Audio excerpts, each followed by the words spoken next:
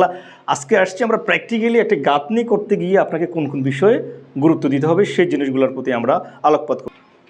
প্রিয় দর্শক, আমি engineer Sharif Hossain Fahim, BSc in civil engineering.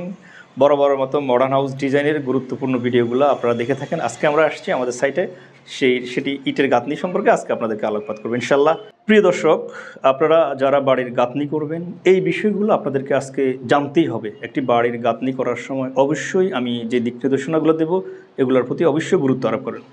প্রথমত হচ্ছে আমাদের ডিজাইন করা একটা প্রজেক্ট আমরা আজকে আসছি, সেখানে ইটের গাঁথনি কাজ কন্টিনিউ চলতেছে, সেটা নিয়ে আপনাদেরকে বলা। প্রথমত কথা হচ্ছে কি, আমরা যারা বাড়িতে গাঁথনি করাবো, গাঁথনি করার জন্য যে নাম্বার ব্রিক, যে ব্রিকটা চুজ করব সেটা হচ্ছে একদম ফার্স্ট ক্লাস ব্রিক আমরা চুজ করব।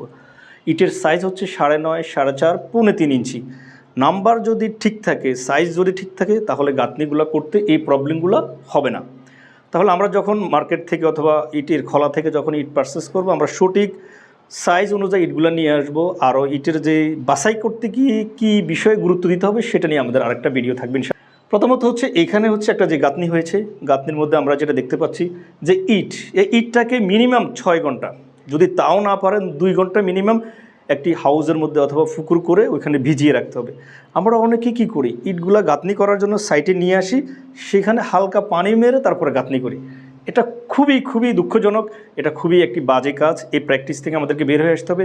তাহলে আমাদেরকে প্রথমত হচ্ছে ইটটাকে পর্যাপ্ত পরিমাণে ভিজাইতে হবে, একদম পানিতে ভিজানোর পরে যখন ইটটাকে আমরা তুলে নিয়ে আসব, এনে আবার গাঁথনির পাশে রেখে দিতে হবে। ইট থেকে অতিরিক্ত পানিটা যাতে সরে যায়। 1:4 অনুপাতে আমরা মটর মিক্স করব, গাঁথনিগুলো সুন্দরভাবে আমরা গাঁথনি সাজাবো। এই যে হরিজন্টাল গাঁথনি এবং ভার্টিক্যাল জয়েন্ট, হরিজন্টাল এবং ভার্টিক্যাল আমরা দেখতে পাচ্ছি এখানে এই যে ভার্টিক্যাল যে জয়েন্টটা, এটার কিন্তু এখানে হবে, পরেরটা কিন্তু এখানে হবে, পরেরটা এখানে হবে, পরেরটা কিন্তু এখানে হবে। এটা কিন্তু এই যে জয়েন্টটা, অল্টারনেট জয়েন্টগুলো কিন্তু সমান রাখতে হবে।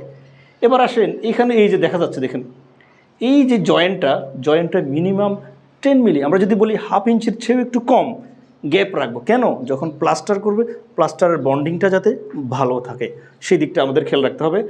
আর যখন আমরা কাজ করে ফেলবো গাঁথনি, যেমন এখানে ওনারা কর্নি দিয়ে হোক অথবা এই আপনার ঝাড়ু দিয়ে হোক মশলাগুলো বের করে ফেলছে, এটা কিন্তু 1/4 ইঞ্চির চেয়ে বেশি হবে না। এটা কিন্তু এ পাশে আসে আর একটা জয়েন্ট এদিকে চলে আসছে, এটা কিন্তু ভুল হয়েছে। জয়েন্টগুলো ঠিক রাখতে হবে। আর দেখেন ইট যদি ভালো না হয়, কোনাকাঞ্চি থাকে, তাহলে কিন্তু গাঁথনি সুন্দর হয় না। যেমন এইটা কিন্তু ভালো হয় নাই।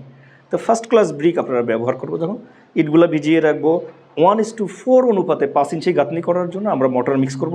মটরের সময় যে জিনিসটা ইম্পর্টেন্ট জিনিস, সেটা হচ্ছে 45 থেকে 1 ঘন্টার ভিতরে মোটর আমরা ব্যবহার করব। যদি আমরা 45 থেকে 1 ঘন্টার মধ্যে 1 বস্তা সিমেন্ট ব্যবহার করতে পারি, তাহলে 1 বস্তার মধ্যে আমরা পানি মিক্স করব। যদি 5 বস্তা মিক্স করতে পারি, 1 ঘন্টার মধ্যে শেষ করতে পারি, তাহলে 5 বস্তা আমরা মিক্স করব। এটা কোনোভাবেই আপনাদের সাইটে আপনাদের কন্ট্রাক্টরকে করতে কোনোভাবেই দিবেন না। 1 ঘন্টার ভিতরে মোটর মিক্স করা ব্যবহার করাই লাগবে। পরবর্তীতে কি করে মানুষ, এই মটর মিক্স করার পরে যখন শুকাই যায় এটার সাথে পানি মিক্স করে, কোনোভাবে করা যাবে না। এই কাজটা আমাদেরকে একদম পরিহার করতে হবে। দেন আমাদের যখন গাঁথনি কমপ্লিট হয়ে যাবে, একদিনে আমরা 1.5 মিটারের বেশি গাঁথনি করব না, মানে 5 ফিট, সর্বোচ্চ 5 ফিট পর্যন্ত, 4 ফিট থেকে 5 ফিট আমরা গাঁথনি করবো, তার উপরে গাঁথনি করবো না। কেননা যদি করি আমাদের গাঁথনিটা হেলে পড়ার পসিবিলিটি থাকবে 5 ইঞ্চি গাঁথনির ক্ষেত্রে। দেন হচ্ছে এটাতে আমরা এই গাঁথনি যখন কমপ্লিট হয়ে যাবে, পরের দিন থেকে 7 দিন থেকে 14 দিন সকাল, দুপুর এবং সন্ধ্যা মিনিমাম 2 বেলা আমরা সেটাকে পানি দিয়ে কিউরিং করব। একটা বিল্ডিংয়ের কনস্ট্রাকশন কাজ হচ্ছে 50%, আর 50% হচ্ছে কিউরিং যদি প্রপার ওয়েতে করতে পারি, বিল্ডিংটার গাঁথনি বলেন আর কনস্ট্রাকশন সাইটের যে জিনিসগুলো বলেন, 100 বছর কিন্তু সেটা মাথা উঁচু করে দাঁড়িয়ে থাকবে। যদি আপনি প্রপার ওয়েতে কিউরিং না করেন, তাহলে আপনার বিল্ডিংটা কিন্তু শর্ট টাইমের মধ্যে ড্যামেজ হয়ে যাবে, ভঙ্গুর হয়ে যাবে, আস্তরগুলা খসে পড়বে। তাহলে বিল্ডিংয়ের গাঁথনির ক্ষেত্রে আজকে আমরা যে বিষয়গুলো আলোকপাত করেছি, অবশ্যই বিষয়গুলো খেয়াল রাখবেন। আমাদের এই সুন্দর টিপস এবং ট্রিক্সগুলো দেখতে যদি আপনাদের ভালো লেগে থাকে, লাইক কমেন্টস করতে একদম ভুলে যাবেন না। ধন্যবাদ। আসসালামু আলাইকুম।